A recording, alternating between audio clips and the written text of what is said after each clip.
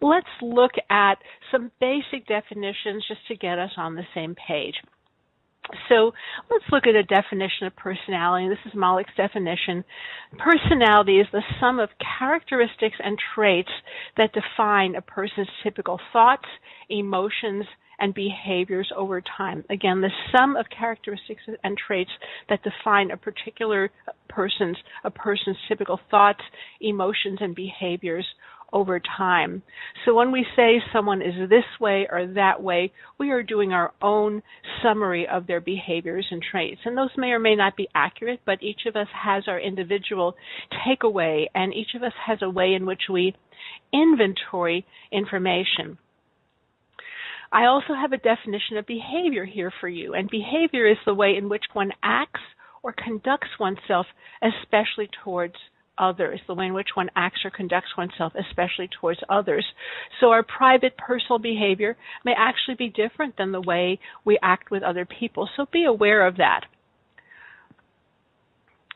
So there are, I wanted to give you a definition also of personality disorder. So as we're going through these various behaviors, sometimes it's a question of degree which will determine whether it's a personality disorder or not. If someone washes their hands now and then during the day as their hands are dirty, as their hands need it, if they want to be sure there aren't germs, if they do it now and then, or frequently, that may still be within the category of the norm. However, if they do it constantly and they're obsessed with it, well, then we're talking about what might be personality disorder or something that is an issue. So just know that this is something to be aware of. And I noticed last night as I went over this material again that there are some typos here, and I apologize for those. This is the first time I'm offering this particular material, and you may know how it is that when you're writing stuff, sometimes you don't always see things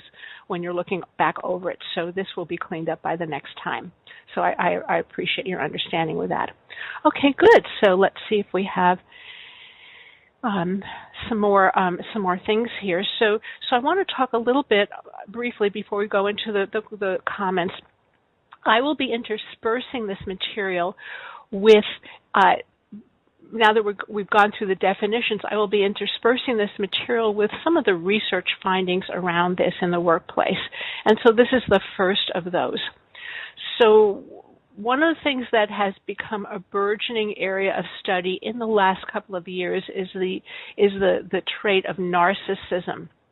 And this has become studied a lot because there's been an observation and a lot of research done on this, that Generation Y and the generation of people called millennials, sometimes referred to as Generation Me, demonstrates a higher sense of narcissism. And because millennials are the majority of workers in the workforce at this point, it's really come to light that there's more of a sense of entitlement, less empathy or lack of empathy for others, and that's higher in Generation Y or millennials, and that's so and more so than in previous generations. And so that can make environments fairly challenging, and because I go into work environments a lot and do a lot of coaching, I do come across some of that, and I find that a lot of people in the older generations, the boomers for example, do complain about the me generation and how this is showing up in terms of work ethic and motivation and expectations around success and expectations around reward.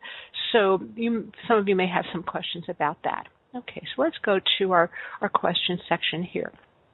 So I see a bunch of you actually have responded, which I'm really appreciative of, because that means we're going to make this a richer conversation. When we have feedback back and forth in this, the questions that you bring forward, that gives me the opportunity to respond to your questions rather than make this just a dialogue or lecturette. So it makes this a dialogue rather than a lecturette. So someone asked the question, how do you handle a senior employee who feels entitled? This person has aspirations beyond their qualifications, but is trying to blame me for not giving them everything they want.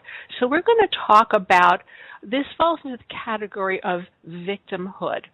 And when someone says, someone else is getting more than me, or I'm not getting my due. That does fall also into the category of entitlement, and we're going to be talking about that in the group of behaviors that I'll be covering. So entitlement is something that we will be getting to. I can tell you briefly that when someone feels entitled, you want to talk to them in a factual way. People who are entitled have a misunderstanding about their accomplishments. So you want to talk to them in a very neutral, very entitled way. Don't get into opinions.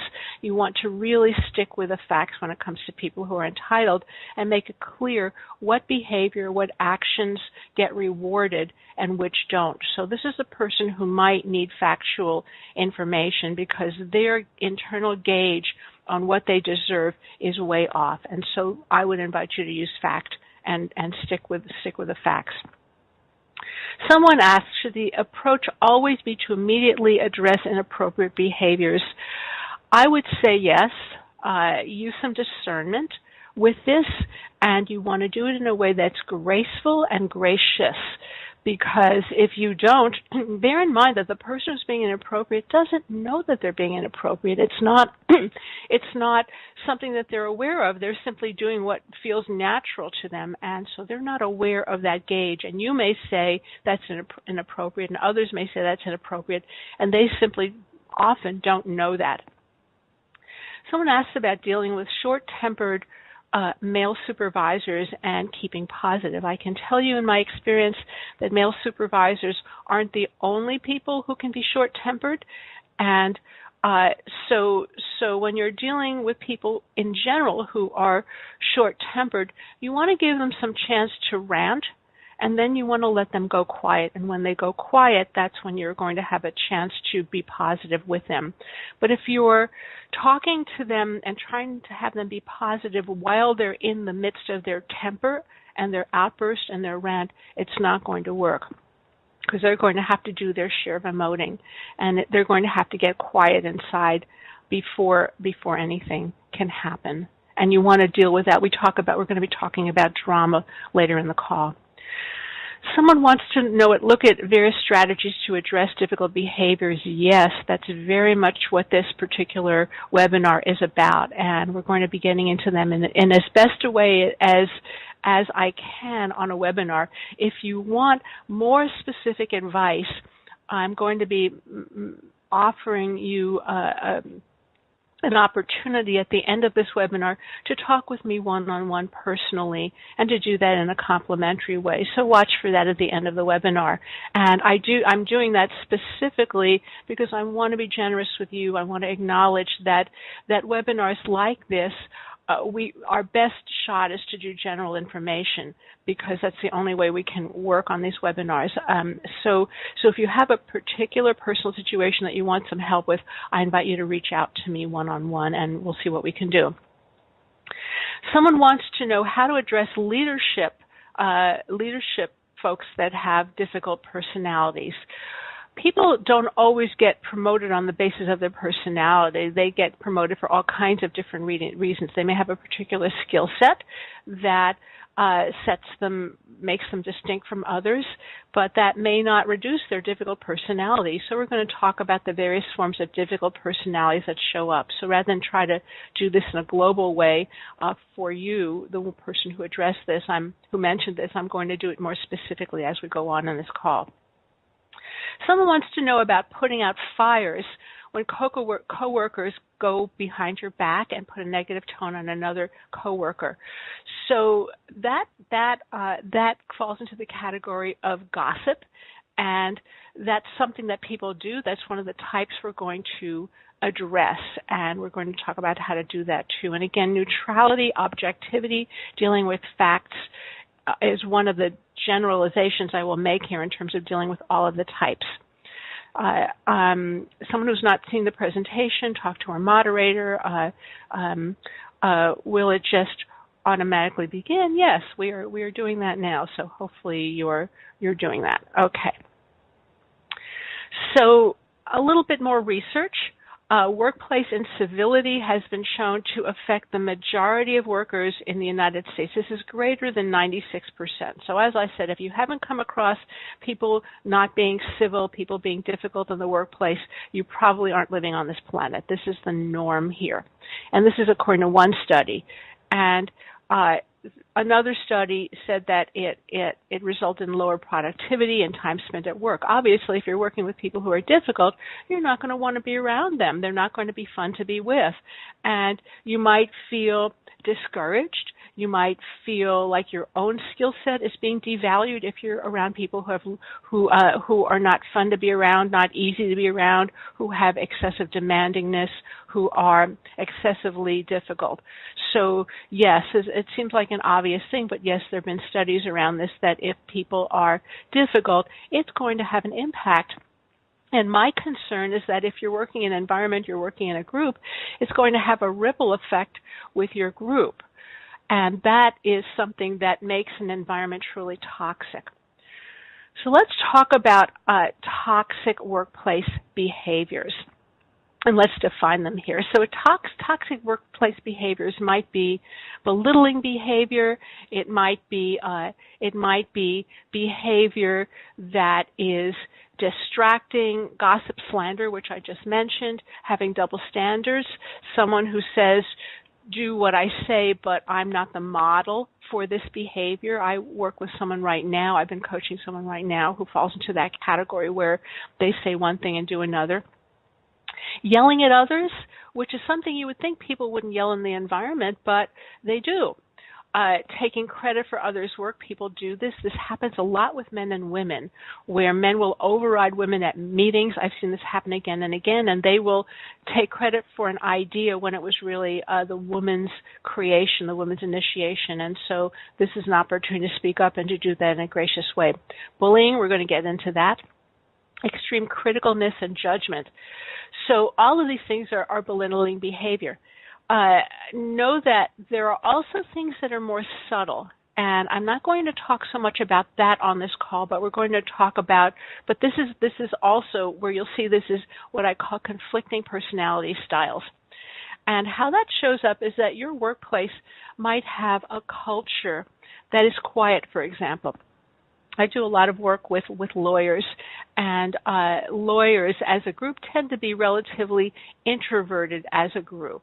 I also work with accountants. Accountants tend to be, and finance people who tend to be very introverted as a group. And so their levels of socializing are fairly not as high as with extroverts. They need more quiet, they get distracted, they need their own offices. Metabolic differences when someone is a morning person versus a night owl, for example. And most companies have a certain, in fact, all companies have certain culture and where certain behavior is rewarded. Some companies you're rewarded if you show up at 8 p.m. Some companies you're rewarded if you stay till evening hours.